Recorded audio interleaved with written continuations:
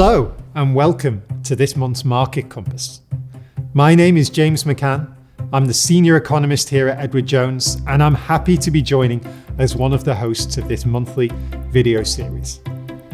The year is almost over, and investors could be forgiven for a sense of whiplash since the start of 2025 in this current economic climate. Earlier this year, we saw tariff negotiations played out in public, sparking renewed fears around inflation. A slowdown in hiring has triggered concerns around the labour market. We've heard warnings about a potential AI bubble. And most recently, we've contended with a record-breaking government shutdown. Against this backdrop, it isn't a surprise to see consumer confidence slump to a new low. However, amid all this negativity, markets have delivered strong returns. The S&P 500 is up more than 30% from its April lows. This has been helped by large gains in technology stocks, while small caps have been getting in on the action too. But this rally is showing signs of exhaustion. Investors are taking profits, and some are rotating away from the most highly valued parts of the market, like technology companies.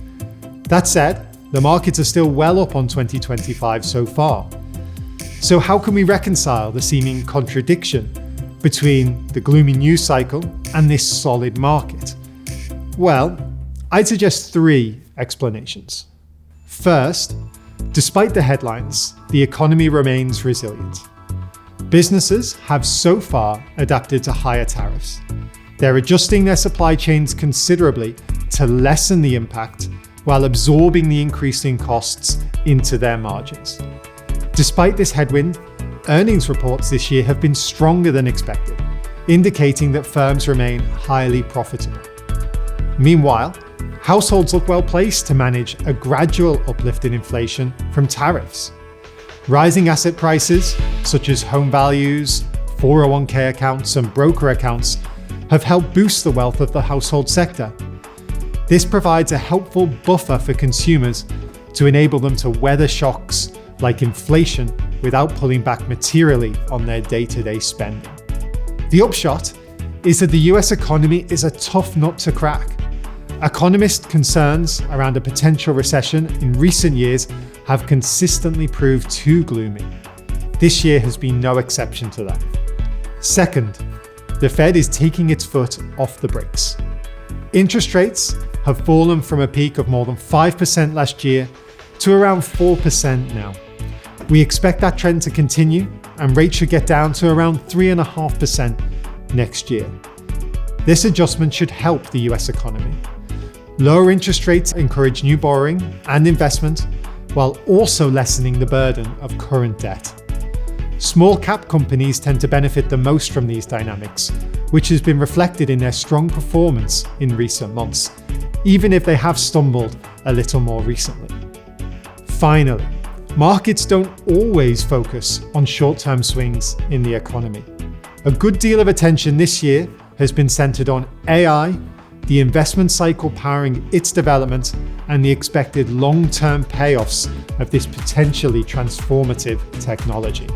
This theme has powered a 200% gain in the Mag 7 companies since ChatGPT was unveiled in late 2022.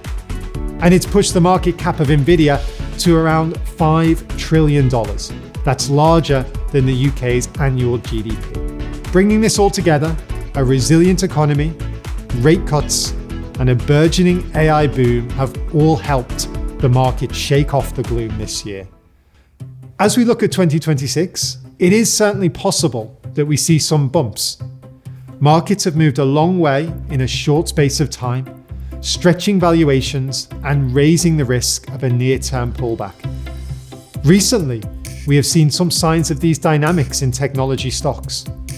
However, we think these drawdowns could present opportunities to put cash that may be on the sidelines to work, especially with short-term interest rates moving lower. But the economic narrative for 2026 does look brighter.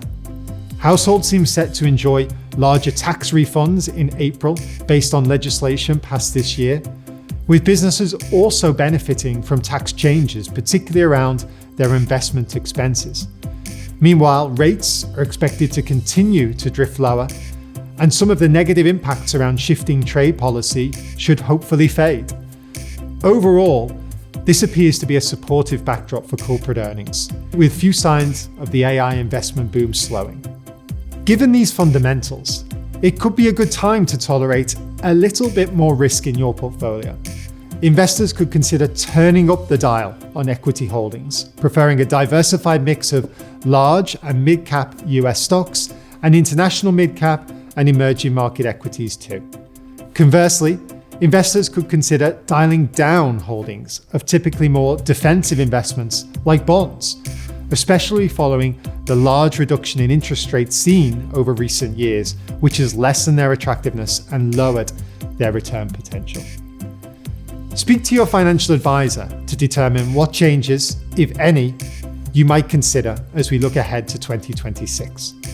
Most of all, amid the swirl of noise around the economy, this year has taught us to stay calm, keep invested, and carry on focusing on our financial goals. Thanks again for joining us, and we'll see you here next month for our December Market Compass.